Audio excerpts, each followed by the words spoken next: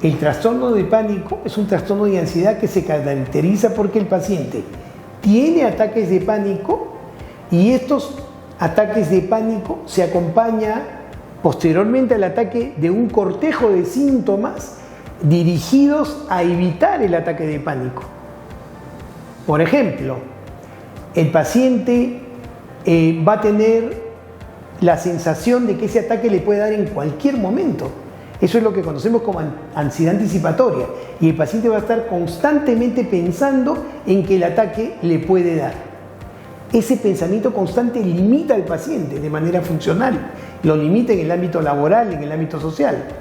O el paciente comienza a modificar sus conductas diarias para evitar ese ataque de pánico.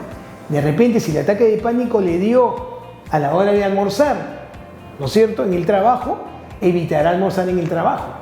O si el ataque de pánico le dio saliendo de la casa, entonces va a comenzar a evitar salir de la casa y así sucesivamente. Entonces las conductas caracterizadas por una ansiedad anticipatoria, el temor de que le vuelva a dar, o la modificación de las conductas para que no le dé este ataque de pánico extendido en un mes, ya califican a este proceso como trastorno de pánico.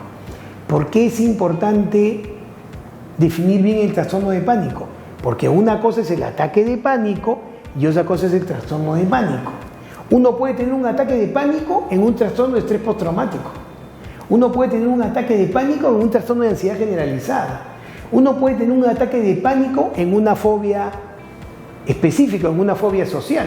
Pero en ninguna de estas circunstancias uno va a modificar su vida, su funcionalidad, por el temor que le pueda dar el ataque de pánico.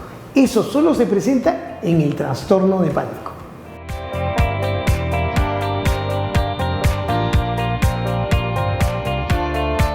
En general, los trastornos de ansiedad son sumamente frecuentes, ¿no?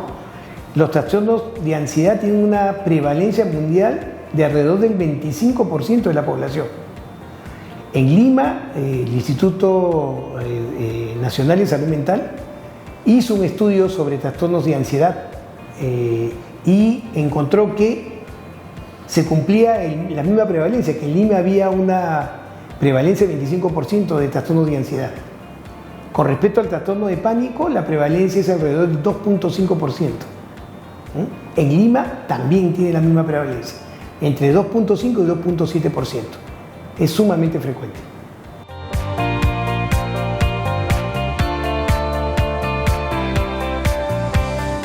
Como hemos visto, los trastornos de ansiedad se pueden originar por situaciones determinadas de sumo estrés, ¿no es cierto? Una situación muy complicada puede generar un trastorno de ansiedad, como los que acabamos de señalar, pero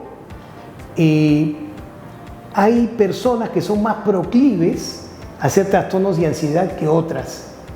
¿Qué es lo que hace en realidad que una persona tenga más sensibilidad a generar un trastorno de pánico después de una situación de estrés importante?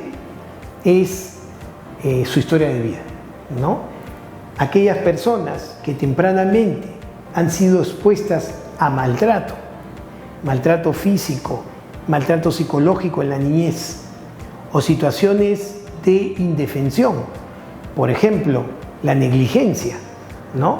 Dejarlos abandonados o dejarlos largas horas del día solos, etc.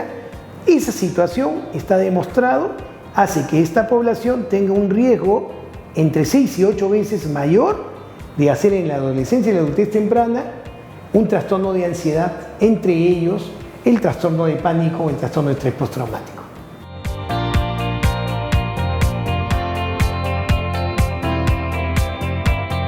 Los síntomas principales del trastorno de pánico son los ataques de pánico que hemos descrito, acompañados de una sensación permanente de que este ataque podría regresar en cualquier momento y estar preocupado permanentemente por esto y comenzar a construir su vida alrededor del temor de que este ataque se pueda dar. Pero es importante señalar lo siguiente: en el trastorno de pánico, el ataque de pánico puede darse en cualquier momento.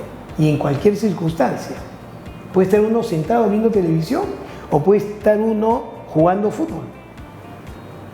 Como el ataque de pánico no se identifica con una situación determinada, el paciente vive permanentemente bajo la amenaza de que ese ataque de pánico le puede dar en cualquier momento.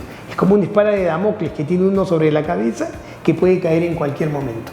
Y eso hace vivir al paciente en una zozobra permanente. Es un trastorno que produce mucho sufrimiento si es que no se trata con propiedad.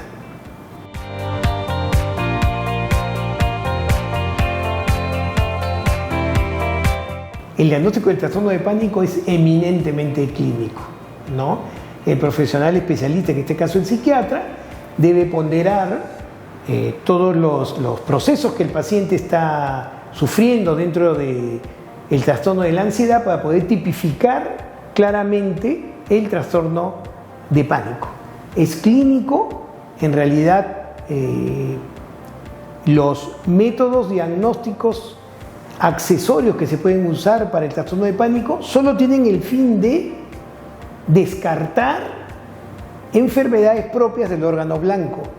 Por ejemplo, si viene el paciente y siente pues un problema de taquicardia o de arritmia y primero ha venido donde el psiquiatra y el psiquiatra sospecha claramente un ataque de pánico o un trastorno de pánico, será menester de todas maneras hacer una interconsulta al cardiólogo para descartar un problema cardiovascular, porque sí hay entidades médicas que generan ataques de pánico, como por ejemplo el prolapso de la válvula mitral puede producir ataques de pánico, o por ejemplo un hipertiroidismo puede producir un ataque de pánico, y todos estos procesos tienen que ser descartados para tener claro que es puramente un trastorno de pánico.